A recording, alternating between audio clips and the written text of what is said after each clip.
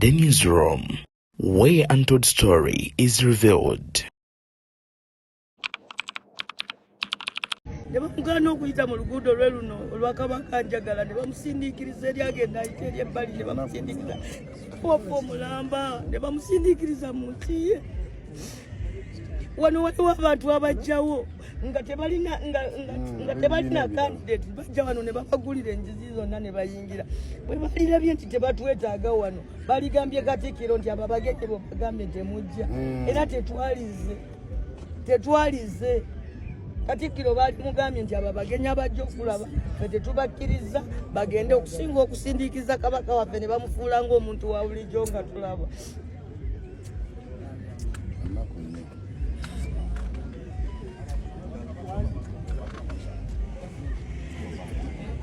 Tubadde tuyingira alagidde bagulewo ne wafubutukayo omunene omulala bamuyita Mwami Lutwama n'agamba nnyingireko n'emmotoka emu eno wali fuulu kyokka mulaba wali Ebuvanjuba nebugwanjuba ewaka wasigalawo ewasinga. Beyond the Newsroom gwe mukutu ogukuleetera ekyo ekisinga katiranga naffe ng'oyita ku noti 771 44 53 ne noti 744 26 41 na bino bikulu tetulanga bafere tetulanga basawo ba kinnansi n'abagwa mu koowa eryo mwebale kutuwagira. Thank you. Agamba atya Honorable omulungi Naloga Kevin Wanamintiana South. Baba mwogerako gamba the most beautiful Honorable Naloga Kevin. Naye mama wasula ejjenje mu kkubo nali njala munonye boluseke kali meya nagwa mu luseke kati amanyi bule kkubo lyonna ery'oluseke wa Honorable Naloga. Obuzibu amuli ku lusegerega yeezi ye kabaka w'oluseke kati ategeera era oluseke lwolwo naye mujja kuzirya mumanyira kye mbateekera nawe nja bayita mwenna mwe bali kulwana kateere embundu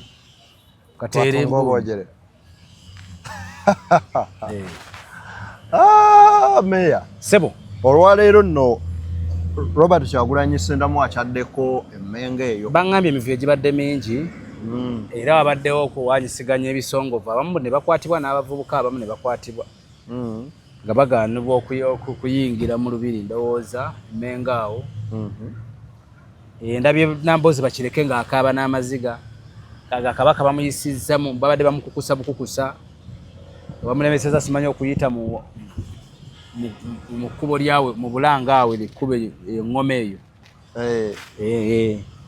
simanyi bamukozesa oba ne bamuyisaawa ndabye Namboozi akaaba anti yekka yali authorized oyitawo ndabye akaaba Namboozi kugambye nsanze ekkubo lyonna baligadde omuntu olina otambula mayiro 3 baŋŋambye ate ne wankulukukaawo bw'amazaawo nadda bwe wankulukukaawo bw'avuddewo nadda wano ennamuŋŋoone wa Kawalya Beeka Kawalya yes byonna naye abantu bangi bamwaniriza n'ejjaamu akwatidde ddala emmengo era leero buli wobadde oyita nga kajjaamu wamma akayitirivu nnyo ebitongole by'okwenda badde birabiddwamu era bubadde bungi nnyo anyway eyeeweza omumba gwe bazikuba naye ensonga za Uganda zikwata ku buli omu kasita aba munnayuganda. Yes. Zatala nnyo ogamba abantu nti ovunaanyizibwa kikumi ku kinnakyo ku nsi. Ovunaanyizibwa ku birungi n'ebibi byonna eby'eggwanga kyova mbaga oba oyogera ku birungi n'ebibi byogereko okusobola okujjukiza abali emabega w'ebibi ebyo nti si kituufu. Kuba abamu tebaagala tubalabe nga bw'otunda Uganda mu bibi byayo ate n'ebirungi byogereko totambuza kifaananyi kibi kye kyokka n'ekirungi kyogereko abasajja bateeka ssente mu kutunda ensi zaabwe okulabika nga bolaba Rwanda buki bwegezaako okutunda ensi yaayo okusiigira amawanga amalala ti nsi gy'osobola okukyalaolowooza Rwanda ggulu yes naye lwaki nti bakizuula nti abantu bakansangwa abaasooka baatunda nnyo ekifaananyi ekibi eri eggwanga lyabwe kati bagezaako okugenda nga bakisiimulawo era bino bye tuli mu kukola olwayo gye mbagamba gavumenti yaffe n'abalala mwenna abavunaanyizibwa ku nsonga zino ti the more gye mwongera okwonoona eggwanga lyaffe lino tugatuuka obukulembeze obugenda okuddako nga Kagame kyali mu kukola e Rwanda sente zaali mu kuinvestinga mu kwagala okuregaininga ekifaananyi ekirungi eri ensi ye ezandigenze mu birala nga naffe tulina ziteeka mu kutunda Uganda mu mawanga amalala nti bane tubegayiridde obutemu tebukyaliwo obuli bw'enguzi tebukyaliwo emisolo emingi tegikyaliwo bannange mujje ololololo mujje nga tuli tugezaako kusiiga kifaananyi kirungi eri eggwanga lyaffe so kyandikoleddwa mu kiseera kino naye kubanga nti abakulembeze olusibe tulina tebafuddeeyo okukola kyetaagisiza kyovola nti obukulembeze bwonna obugenda okuddako obugenda ssanga akaseera akazibu okuddamu okulowoozesa bainvesita n'abalala nti Uganda nsi nnungi gy'osobola okukoleramu bizinesi era naffe tekikwewunyisa kutusanga tutandise okulangira ku mijoozi gy'amatiimu nga Arsenal visit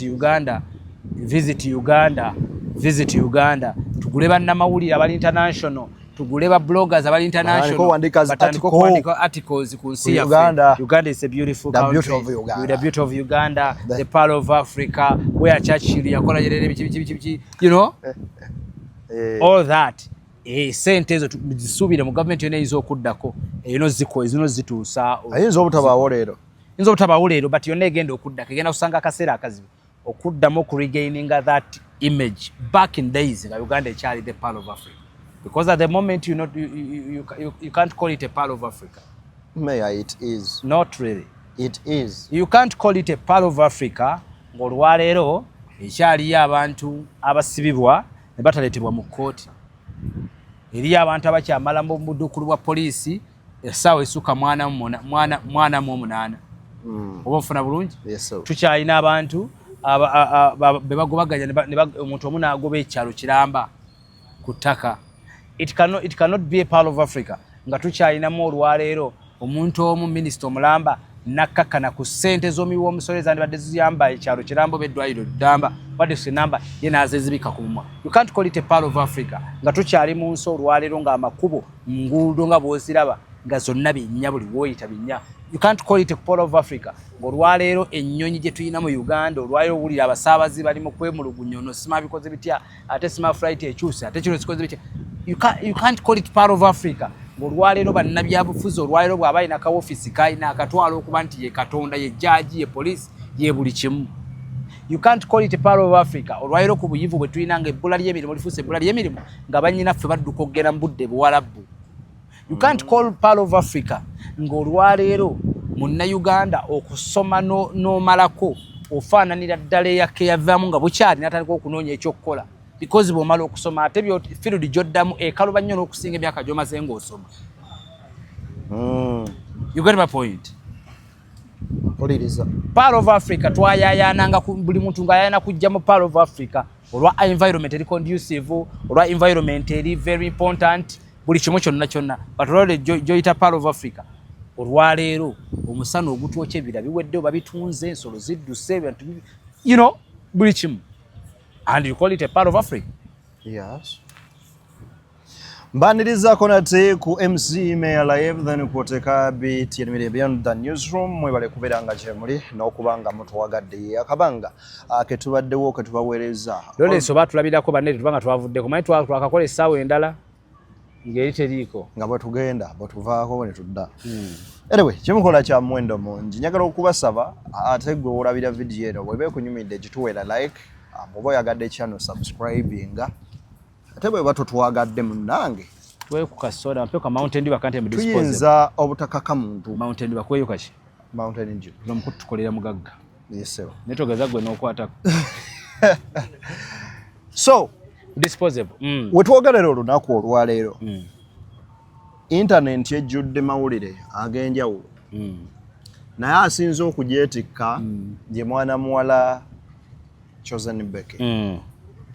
Buli muntu yebuuza Becky yabadde atya kyekyandimuleetedde okuvaayo okujja ebyama ebibadde ku mutima gwe okumala akabanga n'awandiika omugugu gw'ebbanka luwa bwe guti ng'omusajja bwe yamuweegana olubuto n'amuleka mu ddwaliro n'amusuulayo n'amusuula mu nju buli kimu bikoze bitya byonna n'abyogera Nenda bameya nga ali ku TikTok ng'agamba Chosen Becky ojja tulowoozesa nti omusajja ono tomwagaliza kalungi yadde n'akamweyagala afe bufi.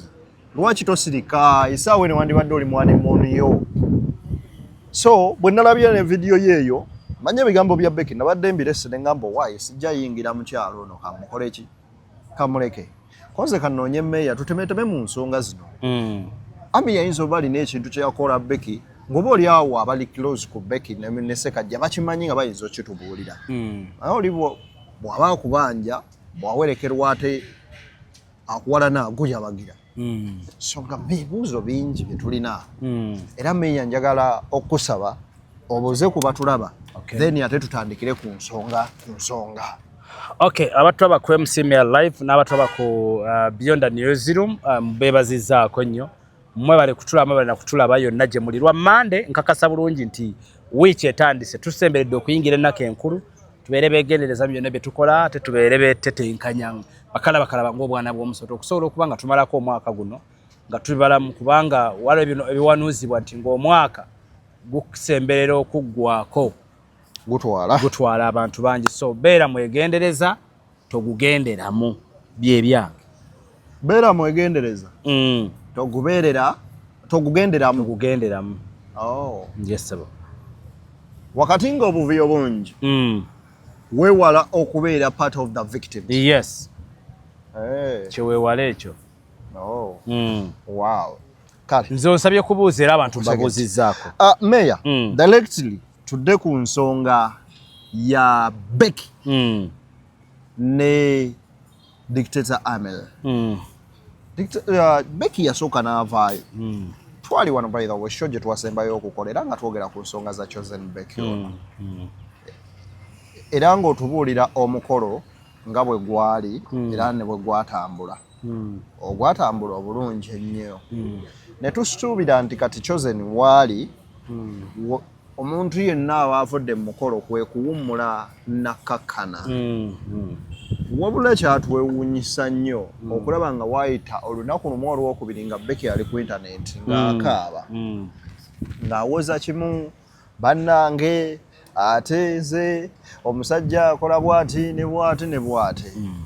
Netugamba yeye naye omuntu atali kwagalako nze nali mmanyi ndi na mubi naye omusajja n'alyoka ng'amba nti ndi beautiful nti ndi mulungi kwe kumanya. Netugamba ye yakuzaalamu bigambo ki byakola ki byakugamba anyway ne tutakiwa matu. Kati ate Jules Jo wano yavuddeyo n'ata omugo gw'ebbaluwa okelema wa miringa bwe yafuna olubuto lw'omwana ajibu n'alwegaana n'amusuulawo mu nju amaze okumusuulawo atuuse n'okuzaala omwana amusudde mu ddwaliro. Byonna ng'ebigambo bingi paka lwe twatuuse ate nazzeeko ebirala agamba nti bwe nakuwa erinnya deekuwa femu walowooza wafuuka sita. Okay. Okusookera ddala kyenyasooka tegeere about Chosen Becky. Yep. Ekisooka kye mulina okumanya ku Chosen Becky tayagaddwako in terms of a relationship. Becky tannayagalwako. Ku myaka Becky kwali tayagaddwako. N'ebyo byayiseemu tayagaddwako. Lwaki ge tannayagalwako? One, bw'otunulira history background ya Chosen Becky ku myaka kwe yazaalira omwana we first born. Yes. Emala okunnyonnyola nti tayagaddwako. One, ebyo byali bya kito. Ky'otalina kwerabira, Chosen Becky yakulira mu famire ya ddiini abalokole. Bw'omala okufunira olubuto ku lujja, kankiyite kufunira olubuto ku lujja, obeera isolated naddala mu families ng'ezo ezirimu eddiini. Oba onfuna? Yes, sir. Otandika okulabibwa obubi mu famire. Omwana n'atuswaza, omwana n'afuna olubuto. Abamu bagamba ekyo kikolimo kya mwana. Kati Chosen Becky abalwangalidde mu bulamu bw'okwagala okugyawo ebyamwogerwako ng'amaze okufuna oli olubuto lw'omwana first born. omwana oyo talibaako kyaliba omwana avudde mu ssomero yeggoli ekolera kaki mu nsi muno oba onfuna kyali mugezaako kunnyonnyola kakati mu kiseera kyekimu Chosen Becky naaba nga ne famire yemu ennyini ng'oggyeko okuba nti kakazi kattu kaafuna talent abasinga basooka ne bakiraba bubi Chosen Becky kati kankinnyonnyole bwe nti aliivinga obulamu bw'okwagala okupuruvinga ne gy'ava timulabye muwala w'omusumba w'omubulizi w'enjiri gwe mwanyoomanga muwala we kyenfuuse okategedde kubeera mu famire ba Chosen Becky bajja kugaa nti Chosen Becky ke katiiko ekibiriiti kati olwayo famire kwe yandibadde ekoze eki yeekutte tegerekese bulungi kufuna kati Chosen Becky awangaalira mu kusoomozebwa kw'otamanyi okw'okwagala okupuruvinga community naddala gy'avaamu nti baneemunda bakyenkoze eki kyendi nze nno okuzimbira emboozi nga sigijjira ddala ku bufumbo bwe buno bwabaddemu obwa Dictator Mill wabula nga njijja ddala emabega onfuna Chosen Becky Katonda n'amuyamba n'akuba hiiti n'afuuka star ensi gwetandisa okubookinga millions and millions of money because bw'oyogera ku bakyalo olwayo at the moment abalina ssente mu music industry oyinza obutamentioninga bawala abali myaka gya Chosen Becky 20 nga taliimu because ni mu music industry myayino mbayimbi abasinga bookings ez'emikolo wano mu ggwanga Uganda babina Chosen Becky Rema ne Star Bwanatolo bayimbi aba basatu abasinga okubeera ne bookings z'emikolo all over the weekend wano mu Kampala ne Uganda yonna bamuyita Rema Namakula Chosen Becky ne Star Bwanatolo basatu at the moment kasoba ne audience ekusasula emikolo then you have money you no longer compete to have a hit song omuntu akola emikolo yes tokyetaaga kubeera na kuya akola concert ejja once na one David Utalo ne kuli Sevens ne watu balina hit bacha basasula okugenda okuyimba ku mikolo Misa sema kwa batalina hit bacha amuwa center agenda yimbe ku mikolo Hajaruna oba ntegerekese nkufuna so the moment you brand yourself to okuba nti gwe emikolo gikwettanira then you've dominated the market ntegerekese bulungi so back to the point Chosen Becky mukubanga tayagaddwa byonna ebyengeza kugwa bambi atannakakasa wajja n'afunira Dictator Mill afuna Chosen Becky si kuba nti Chosen Becky ali akuze ne Dictator Mill naye akimanyi bulungi nti yafuna Chosen Becky yayoola buyozi kantuke yakakyalimu amaalo n'akozesa advantage eyo ng'alaba kalina future ne bafuna abaana abo ku speed kufuna bulungi ku speed eyo tebakuwate bakulimba nti Chosen Becky yayagala nnyo okuzaala lwaba tebagala balirwa kwa kyakwatirayo n'ayagala ky'abantu akifulire ddala part of her brand Chosen Becky tazadde bitooke bye bigo buli mwaka azaala naye nga kyamukwatirayo nga takyalina kyayinza kunnyonnyola community ng'alina kireka n'akibuilding in that way nga naye takyagadde yakibuilding in that way kyovala kati nekikwatayo kakati in the due process Dictator Mill batuuka ne bakyankalana onfuna bulungi wamufuna mu kaseera lulinga kakwetaagako blogging biki n'ebirala kati sente gye yeeyongera omukazi kasita yeeyongera ofuna sente emirundi egisinga oyina okubanga naawe omusajja okulira ku sipiidi eyagala okwefaananyiriza eyiye bino bigambo nno byotajja kufuna wantu walala bw'obeeranga n'omukazi alina sente beera mugezigezi nnyo either omusinga obwongo sente zezo gw'oba obeera ozimanaginga abasajja bonna bamafia abagezigezi what they do the moment kasita afuna omukazi alina sente amumakinga sure nga alina omunafuya to the extent omukazi okubanga sente z'omukazi oyo yazimanaginga but buli lwoli muleka omukazi asigale nga ye the boss lady ewaka nakote alinamu that humanity emulowooza nti kati ye byonna naye ajja tandika okugulayo obuvubuka obumwebakako Yes. Obuvubuka obukola ki? Ngaggo omusajja naye bwozifula noga naye kankyuseemu. Because sente ye kujjako kye twandiise ensonyi. Sente ye kujjamu kye twandiise okutya. Sente kusindiikiriza okukola bye twandirowoozezza by'otandikoze. Atuuka ekiseera n'alaba nti gwe ne bw'omukyawa alina omulago asobola okukola ki? Wasobola okugamba. Onfuna bulungi? Yes. Kati yo Chosen Becky omutuufu nti sente bwe zeeyongera okujja. Dictator meal. The question yasigala eri nti gwe nga oliwa.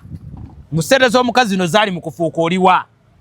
Kyova olaba ne Shami Malende wano MP waffe wa Kampala. Bwe byagenda gye bigenda Ssebunya alaba tolina kiddako. Yayina okugenda okufuna klasi ze.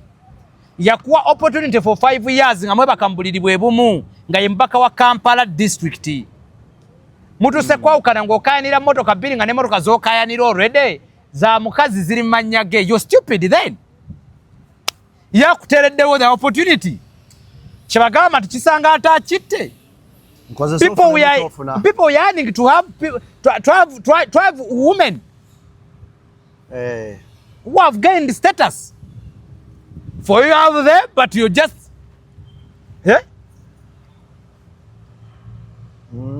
ntegerekese bulungi.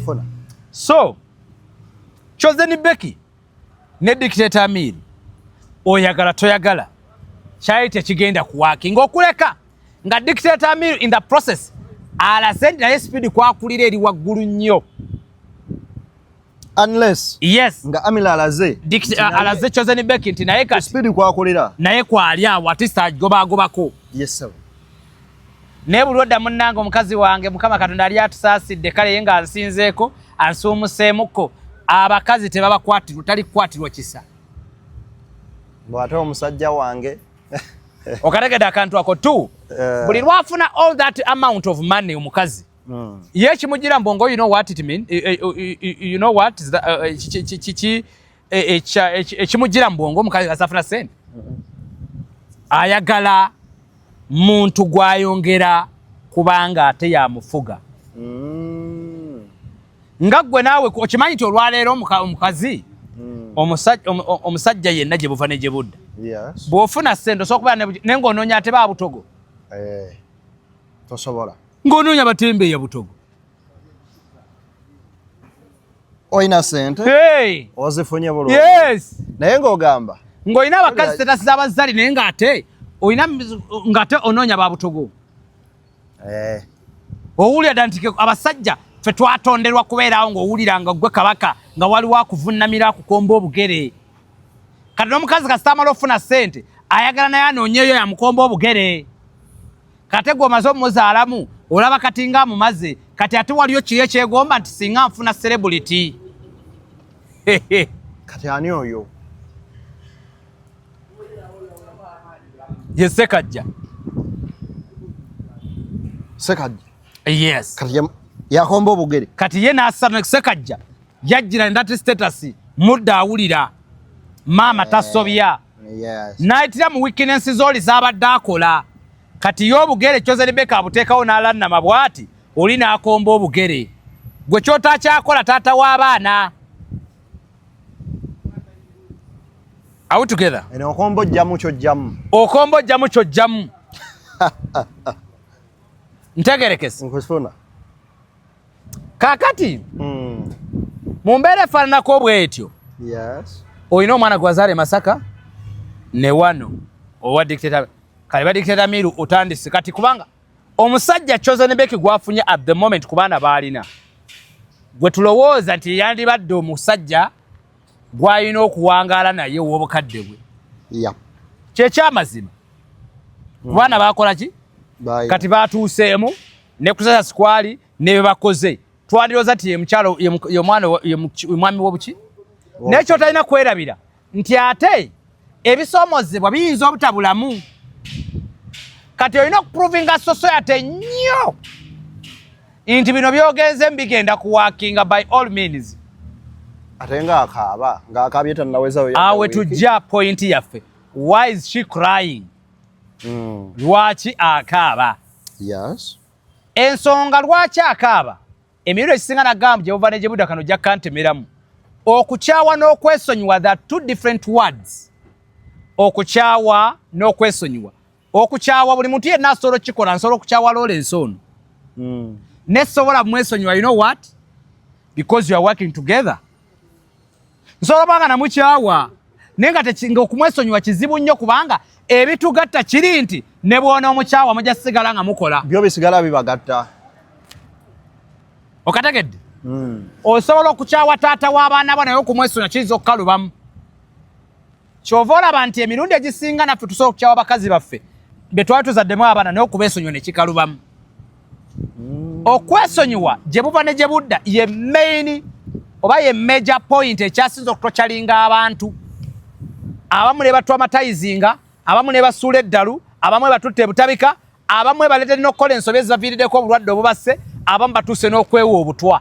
Yakyawa naye teyeesonyiwa. Ekimuviiriddeko okumuyiira asidi, ekimuviiriddeko okumusiiga obulwadde, ekimuviiriddeko okwetuga, ekimuviiriddemu okutunda ebintu bye byonna bitwale ku basawo ng'ayagala kwongera kunafuya mukyalo oli addemu amuddire. Okubayita kibayita kwesonyiwa. Okwesonyiwa lwaki kikaluba? The moment kasita muba n'omuntu ekibagatta nti mwazaala abaana, okuleka ng'ogambye nti ngenda kukyawa toliddamu kulaba ssimu yange yadde kkubirwa nga nkusaba obuyambi bw'omwana, oyo gwe bayita omukazi eyeesonyiye. Abasajja bawulira talabirira abaana ba mukazi aba practicinga the same thing kyeni mukugamba nti yakyawa omukazi n'amwesonyiwa n'omwesonyiwa n'ebimukwatako n'ebimwefaananyiriza n'ebitunulanga ye nabyo n'abyesonyiwa. Oba ntegerekese naye okwesonyiwa ffenna kitu kyotalinga. Olwaliro Chosen Becky byonna tusobola nga twabikoze n'emikolo twagibaddeko n'empomo ne tulya. Naye okukyawa Dictator Mill kisobola nga kyasoboka. Naye okwesonyiwa Dictator Mill, the same applies to Dictator Mill. Nakugambye emirundi egisinga omuntu omuzibu ate ow'okwesonyiwa ye muntu aliko ka status akatonotono. Omuntu yenna aliko ka status akatonotono ne waba weewaze otya no ng'aka mu kyayi naye okumwesonyiwa waakiro oyita ku TikTok n'omulaba. Waakiro jagenda ku mukolo nga gwe bapangisiza okuyimba. Wabula ojagera ku kivulo saye nga ate kivulo gw'olina okuteekeka okuleeta ssente awo ye Chosen Becky. Yensonga lwaki Lema n'amakulu abakawukana ne Kenzo ng'ensi yonna ekutte ku matu baatendewalirwanga nga waliwo ojja okusanga promoter yabategese babiri nga Kenzo agenda okuva ku stage nga Lema yaddako nga yambuka alina okwasa omuzindaalo. Yes. Oli n'ayimba n'ennyimba ne zimukola ki? N'awagira ne mu audience. Tewabalaba wano ne wa maama alima. Okategedde kyenkugambye nti kati oyo omuntu yenna ng'aliko ka status muzibu wa kukyawa. Gwe saasira ffe ba ex baffe balina ennaku. Ffe saasira ba ex baffe. Ojja kuboga nti Meya namukyawa ku TikTok ku For You page nga ya trendinga. Oscrollinga nga ku TV yo ku screen yo. Ze ex wange lumu yanyumiza. Bw'aba ali mu nnyumba ne boyfriend we. Owulire? Mbunga neighbor jadduka amugamba waye. Jangola be tata gundi. Ali ku TV. Nambuza boyfriend nambuza tata gundi. Tata ki? Kati ex wange mbona ebimusobera. Mbona amugamba anti tata gundi akola ku TV. Mbona agamba leka mulabitekako. Ate musajja munnange teyawuzikaga afuse fani wange. Okategedde akatwa. Yawunzika afuse fani. Yawunzika afuse fani wange. Ngera wezikone essaawa 11 mugateekako musajja munnange mulabeko. Lwaki? Muntu yenna Katonda gwassumusizaamu n'amuwa ka status muzibu wa kwesonyiwa yadde okumukyawa osobola. Ngitegerekese bulungi. Kati ekito kyalinga Chosen Becky. Oba ekito kyalinga Dictator Mill. Bano bombiriri beekyawa naye okwesonyiwagana kukyali kuzibu. Buli omu akyalemeddwa okwesonyiwa munne. Bwe weesonyiwa omuntu bw'otuuka ku level y'okwesonyiwa omuntu byalidde biba tebikyakulya. Byafuuka biba tebikyakulya oba afuuse minisita biba tebikyakulya. Yes. Oba alwadde biba oba tokyalumirirwa. Kikyonna kyaba afuuka kiba tekikyakulya ne bakugamba nti afuuse president. Me had someone yangamba gwe ne bw'otufuuka president Meya sikyayinza kukuddira. Sikulya. I also had someone gwe nagamba nange gwe ne bw'olifuuka Ssaabaminisita Nabbanja wallahi gwe sikyayinza kuddira. Olumba butuuse ku level y'okuba nti mwekyawa ate ne weesonyiwa. Nze naawe twawukanye ate era nkwesonyiye. Yensonga lwaki omuntu bw'otuuka ku level y'okwesonyiwa ti omuntu omukyawa ne weesonyiwa n'ebyapostinze ba tebikyakulya. Bw'apostinga kino biba tebikyakulya. Bw'ayogera kino era obagamba bugambi nze oyo namukyawa namumala ne munaaba ne girasi kwanywera amale ku Chosen nywereko. Teri yaddeka nakumala nakunaaba era kyamponya bingi ne girasi konywera mala ku Chosen nywereko. Ne kalayike tukamuteerako bw'aba postings. Kyekugambye. The moment kastora ba exiwo nga bw'opostinga akulayikinga n'akuweereza ne by'opositings kino kinnyumidde ng'omanya. Ali mu lugendo oludda. Yakukyawa naye teyeeta kwesonyiwanga. That's still a loop. Eyinza obbaletera okuddiŋŋana. Kati Chosen Becky, if we are still concerned yes, ku posti za Dictator Amiru, wakyawa Amiru ne tomwesonyiwanga. The same applies to Dictator Amiru.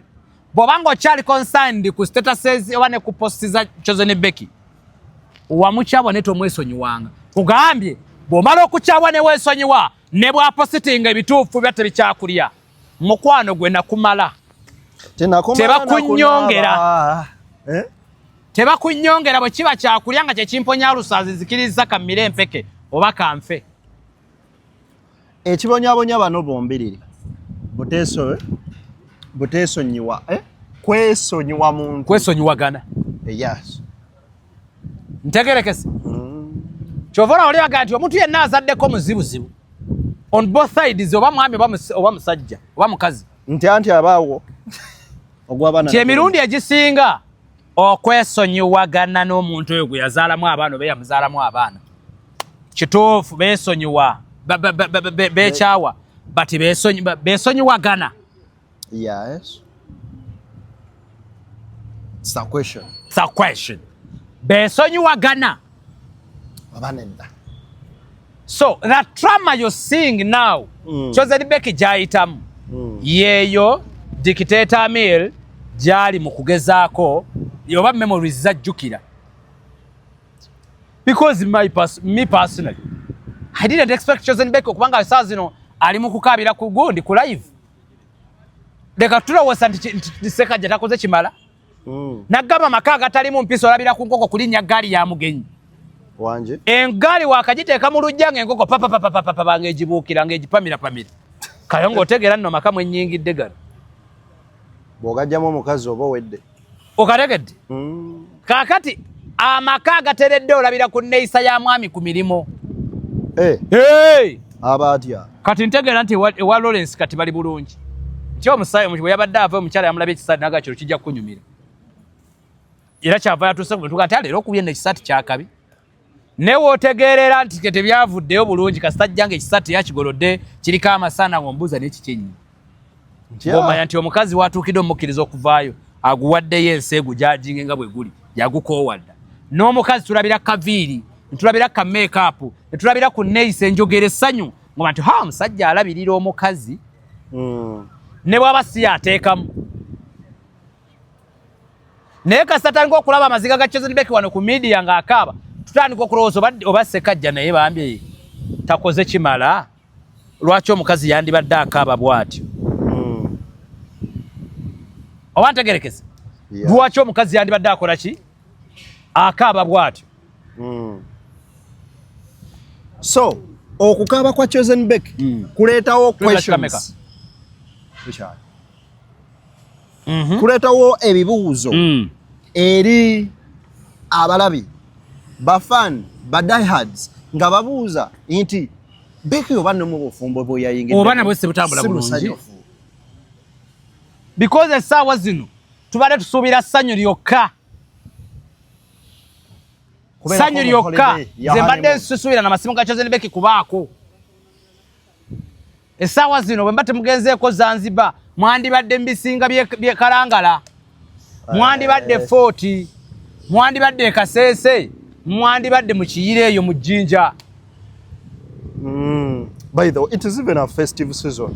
Tegerekese bulungi. Naye wakibanga olwaira muganda wange oli mu kukaaba maziga. Waliwo ekitagatta nze njagala okubuulira. Waliwo awo wakati ekitagatta. Meya. Nze. Sandyagadde. Yes. Butayimira na Chosen Becky. Kuba munno. Naye munnange. Naye kyensaba Chosen Becky. Weefuge. Si buli kimu olina kyogerako. Mu bino byonna ensobi ya Chosen Becky eriwa. Kwogera. Because Chosen Becky byonna wabitulaga dda. Tokyalina kibi kyotugamba ku Dictator mi kyotatugamba nga mpozi nga weerabidde. Byonna wabitugamba okukuba. N'otugamba obwenzi. Byonna bikola ki? Yabitugamba dda. Iwe bitugamba dda. Because nze nayogerako ne byonna n'abinyumiza ebimu. N'emu byatanateeka ku media. Naye nga kyemanya alina abalala babinyumiza. So ba abinyumiza abalala, that is enough. That is enough. Kuba kakasajja kasirisi. Waliwo byetaagisa oleka. That is enough. Kati oprovinga ki nga tewafunye embaga. Kale, kwavaayo ne yeetonda omusonyi we. Amaddire. Bw'amala obbikiriza byonna abikola. N'amala naga kati nsaba kunsonyiwa maama w'abaana. Omusonyi olwo omuddire. Because olinga agamba nti onyigiriza Dictator Mill atuuke ku point yeetonde. Yes. Okisagede to confess kwegamba amalakkirize nti yabikola ki? Nti bana ebino byonna byogera nabikola ki?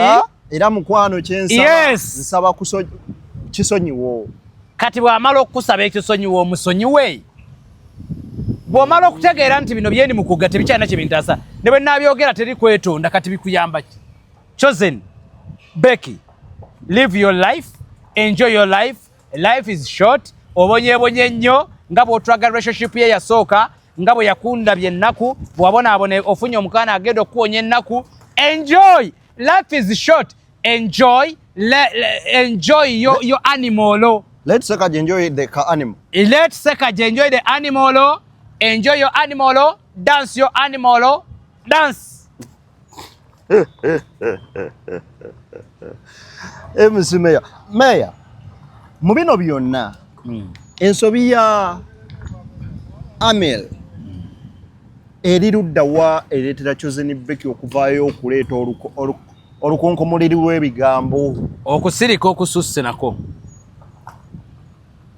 Okusirika okususse oluusi. Okusirika okususse kubanga bano bombiriri Chosen Becky alowooza nti okusirika kwa Dictator Mill kumuleetera okusingisibwa omusango. Kati alina okugezaako proving a point. Temulaba kusirika naye omusajja oyo narcissist.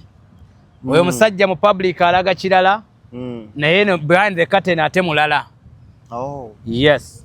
Nakyo kisoboka ekyo okubaawo. Yes. Okategedde akantu ako? Yes. Ebyo byonna tulina byerabye. Byonna bajja kugezaako bikola. But my point esigala eri nti Chosen Becky, you better keep quiet. Tokyalina kyoprovinga. Wamala dotukakasa nti wafuna omusajja. Okutukakasa nti watulaga amaanyi. Tino omusajja n'akwanjula n'ewammwe. Mu mukolo gwe twaliko ne tulya n'emmere. That is enough to prove us Chosen Becky is now contented and very, very, very happy. N'obufumbo bwalimu at the moment. Emmere naye tetuuso batuga nga bagiba banja. Tulyalya nnyo naffe naye maama eyo tetugyeriike banna. Banange. Onoonya engeri gy'ova mu Chosen Becky n'ojjuka nti wali akamereke n'oga Katonda wa. N'oga bannange. Akatambi n'okatulako n'oga akatiza ebitandikiro bannange. Oyoyoyo okayo. Nze nakwena okwerega n'abantu bannaye. Batugamba dda twakyuka dda n'ekasuku. Ayi dakiika bbiri kaakati ate kaakati dakiika bbiri nze n'amagulu gannumye n'okunno. Onoonya w'onywerera ne wakubula. Oba wakeesigamako ewa Amerika ate. Nze byansobedde. Nveeyo nange njogera ebiki byempiseemu. Onaavaawo nga mugamba mpeebuula nze ndiwa Equity for Men ekinaavaamu nja mugamba era nja mugamba yogera.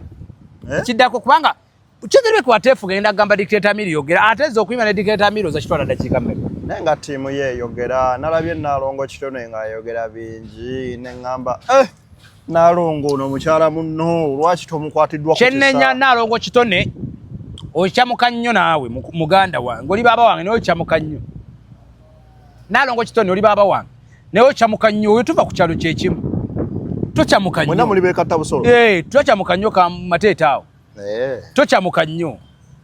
Oli mukyala munno bw'oba okuba owumbirira tomwanika nnyo. Leero ye enkeera ggwe. Kati batubanga ffe basajja ffe tuwumbirira ate ku mukyala Chosen Becky ate gwe mukyala munne. Okategedde? Okuba owumbirira leka ebyensi bikwemazaamu. Oli ayinza oba yakoze ensobi ne tochamuka nnyo. Tokuba mukyala munno ng'akuba ekyokuttale. Nze ndi wa Equity for Men newe mbakuba musajja munnange ndekamu. Naye beera munaakaga mukyala munnange wale bitusobako. Naawe okimanyi munda mugwe nti waliwo ebibasobako ng'abakyala. Nga bizibu bya kunnyonnyola in public.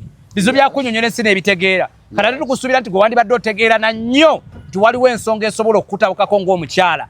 Kati Chosen Becky oba omukuba kubanga olekamu kubanga okimanyi bulungi nti bisobola okukyuka bisobola okutabuka.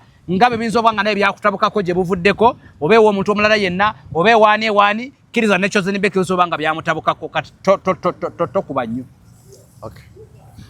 Meya sebo ndowooza tingisha vibes yedda era yeddako wano naye 2025 ogubadde mwaka kyenyiza osinga ogwebazaako gutuwereddemu Subaru yaffe gutuwereddemu Subaru tuwereddemu omubaka njagala nnyo omukyala gwe bayita Naroga Kevin jukiza ab'Emityana South bwe mba mwogerako n'olutiko lummera lwe luno lwenda balujja lwolaba lummera luno lweyatolanga nga luyimiridde bwe luti bwe mba mwogerako n'olutiko lummera just know my darling my crush we akagambaako my crush yes abo nsaba wekitiibwa Mukama Katonda oyo atule butonda kunjagalira akunkumire mpaka ng'ennaku z'omwezi 15 January lwogenda okulangirirwa ng'omubaka wa Mityana South nsaba na Mityana South mpeera akakyala kali beautiful ntambudde ensi eno noonyeza omukyala ekitonde kyonna ekisobola okwefaanaanyiriza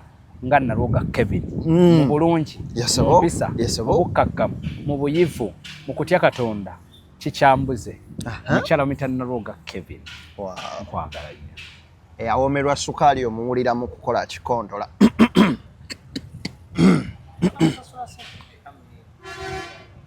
tebansasula tosirwa tebansasula kati Lawrence awulira obuzibu kuba yalemera mu b'emmere byo bigamba bansasula nenjala tegeeza mubeeko abantu bamwe mwagala nga tebabasasudde nabbasasula meya kyogamba gwe wavadda mu b'emmere wabalekera Lawrence mukwano namulekera ab'obutogo ate akwane babutogo kiki osuubiza abantu this week tugenda bayo ne programu ey'okuba atooki bomwaka nga bwe gubadde mwaka bwe gubadde we shall be communicating to them but tomorrow we are here and another day paka mwe bali kwagala MCM ya live bali kwagala Bioda Newsroom. Alright banywanyi tetugenda sukawo waneno tingisha vibes yeddako ka BSTV zijja basaba 11 ezakawungezi paka 12 MCM ya lawyer wabali makomera abawa essanyu we baba essanyu lya kabooza abaterawo lya bigambo no bawa esubi nti obusibe buggwa meya wajja wa concept ya makomera eyo n'okulambula abansi Equity for Men ye kazaala ebyo byonna kazaala bulwa webale waliwo bennasanga nga bavuddeyo ne baŋŋamba mukwano gwoyo Mungu amutuweere kyasinga okwagala atutambuliza obusibe webale meya banywanyi munzikirize Lawrence atujjeko mubeere bulungi mweraba nze Deni